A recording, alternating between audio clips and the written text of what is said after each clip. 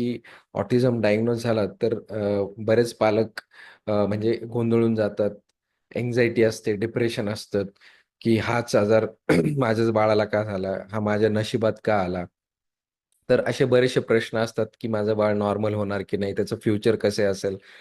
तर मित्रांनो, ऑटिझम म्हणजे काही हा असा खूप मोठा आजार नाही किंवा कशाच्या जीवाणू, विषाणूने होतो असं पण नाही. ऑटिझम हे लक्षण आहे, की अशा मुलांना इतरांशी व्यवस्थित कम्युनिकेट करता नाही येत.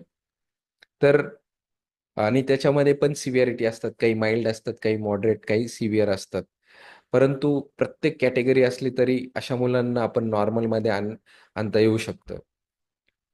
त्याच्यासाठी गरज आहे, की तुम्ही तुमचं जे पॉझिटिव्ह मेंटल ॲटिट्यूड आहे ते ठेवलं पाहिजे. ऑप्टिमिस्टिक ॲटिट्यूड ठेवलं पाहिजे. प्रयत्न केले पाहिजे आणि ज्या-ज्या गोष्टी